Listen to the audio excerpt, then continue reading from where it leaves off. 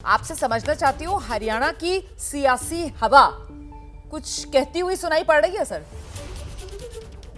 तो जी, इस वक्त जो हरियाणा की सियासी हवा है वो कांग्रेस से पक्ष में जाती दिख रही है। ऐसा लग रहा है कि कांग्रेस हरियाणा में आराम से सरकार बना लेगी। ये बात अलग है कि लोकसभा चुनाव के बाद एक ऐसा मोमेंटम था कांग्रेस के पक्ष में, तब लग रहा था कि शायद 60 या 65 सीट पे क्रॉस कर जाएंगे। विधानसभा चुनाव शुरू होने पर भी था कि कांग्रेस अच्छी सीट लेके जाएगी, लेकिन जो जो चुनाव आगे बढ़ा है उसमें कांग्रेस की सीट्स में कुछ कम दिखती हैं और भाजपा ने थोड़ा गेन किया है। इस सब के बावजूद मुझे लगता है कि 45 से 50 सीट कांग्रेस हरियाणा में आराम से लेके जाएगी। इस बार कई सीट ऐसी हैं कि जहां निर्दलियों ने, जो बागियों पर चुनाव लड़ रहे हैं, उन्होंने कई सीट फंसा दी है। वो भाजपा की भी है और कांग्रेस की भी है। दूसरा, हरियाणा में जो आम आदमी पार्टी है उसका बहुत बड़ा वजूद मुझे दिखता नहीं कहीं होगा। इनेलो और बीएसपी गठबंधन भी 2 या 4 सीट कहीं लेके जा सकती है। जेजेपी के जो दुष्यंत चौटाला है वो भी उचोना में घिर गए हैं, तो मुझे लगता नहीं कि जेजेपी कोई सीट लेगी। पूरा सीन हरियाणा का अभी तो यही दिखता है। ठीक है जी, आदेश का रुख करते हैं जरा और उनसे समझते हैं, मतलब वोटर का मूड जो है वो क्लियर कट साफ नजर आ रहा है।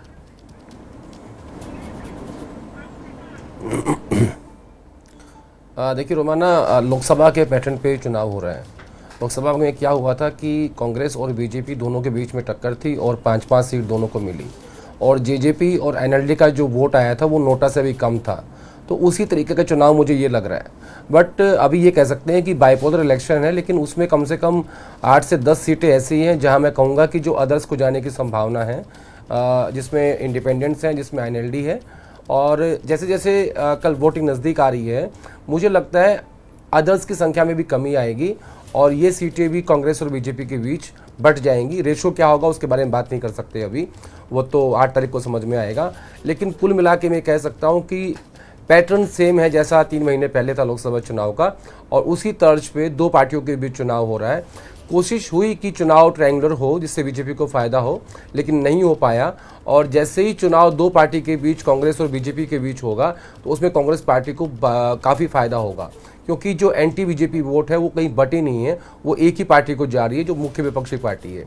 तो इस तरीके से लग रहा है कि जनता का मूड साफ साफ है। हालांकि कांग्रेस और बीजेपी के अलावा 6 उम्मीदवार कम से कम एक विधानसभा क्षेत्र में हैं, जिसमें आप काउंट कर सकते हैं जेजेपी, एनएलडी, बीएसपी, चंद्रशेखर रावण, आम आदमी पार्टी और निर्दलीय।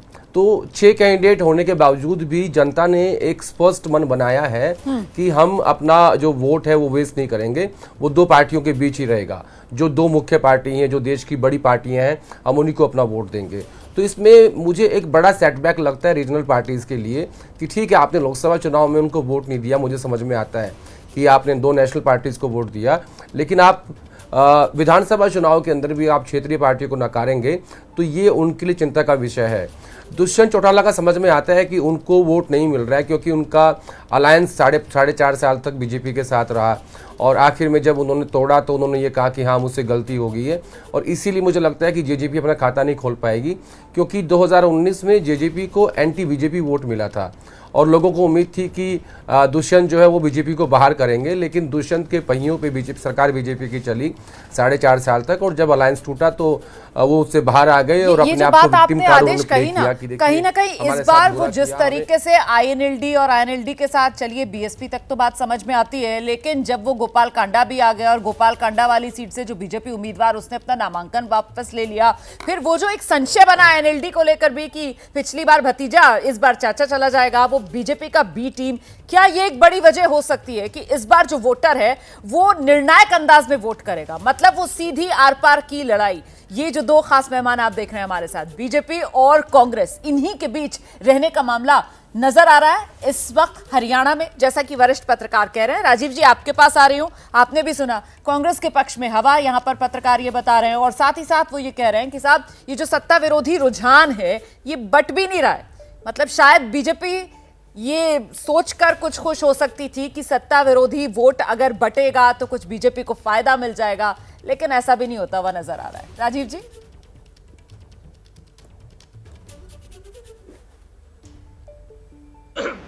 पता नहीं किस बात से नाराज है नहीं तो अनिल जी ऐसी बात ना कहते हैं। मैं जानता हूं उनको व्यक्तिगत तौर पे, अनिल जी को एहसास है इस बात का कि भारतीय जनता पार्टी सरकार बना रही है। मैंने इसलिए बोला कि इस बात पे नाराज है, इस बात को समझना पड़ेगा। हाँ, मुद्दे की बात यहाँ पर यह है कि हमने अपना भी एक एनालिसिस किया है। मैं मानता हूँ कि वरिष्ठ पत्रकार हैं हमारे बीच में, इनके भी अपने अपने एनालिसिस होंगे जी। और आजकल क्या हो रहा है कि तो सर आप अपना एनालिसिस बताओ ना, वहीं से फिर बात आपसे आगे बढ़ा लेंगे। आपका एनालिसिस क्या है? मैं वहीं पे आ रहा हूँ। लोग एक दूसरे को फोन करके पूछते हैं कि तुम्हारे यहाँ क्या चल रहा है। मैं जिस शहर से आता हूँ, अगर मुझसे पूछे कोई मेरे यहाँ क्या चल रहा है, तो सच्चाई बताऊं 24 घंटे उन गलियों में घूमने के बावजूद मैं रिजल्ट नहीं बता सकता हूँ। मैं ये कहता हूँ कि हम जीत रहे हैं, भारी मतों से जीत रहे हैं। एग्जैक्टली क्या रिजल्ट होगा मैं नहीं बता सकता। आप अपने यहाँ घूमने की बात, मतलब आप फरीदाबाद वाले इलाके की बात कर रहे हैं? कौन जीत मैं सही कह रही हूँ ना राजीव जी? फरीदाबाद वाले इलाके की आप बात कर रहे हैं? नेचुरली फरीदाबाद। ठीक है।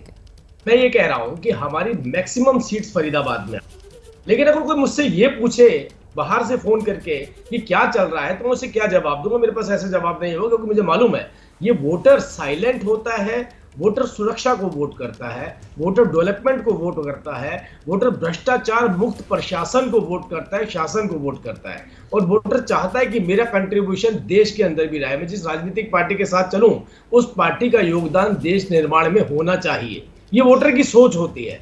वोटर कब अपने मैंडेट में अपने विचारों को परिवर्तित करता है, इसके में हम 1-2 दिन पहले अपना विश्लेषण कर लें, मुझे लगता है ये सच्चाई नहीं है और ये ठीक भी नहीं है।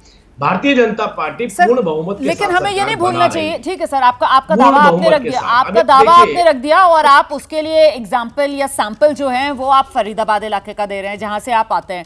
जैसे ही घड़ी का काटा दोपहर 2:30 पे आए, बबीता जी का दिल सास बहू साजिश के लिए मचल जाए।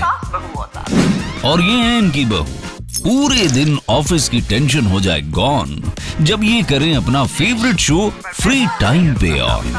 इनकी तरह आप भी देखिए अपना फेवरेट शो अपने टाइम पर और डाउनलोड कीजिए एबीपी लाइव ऐप अपने स्मार्ट टीवी पर।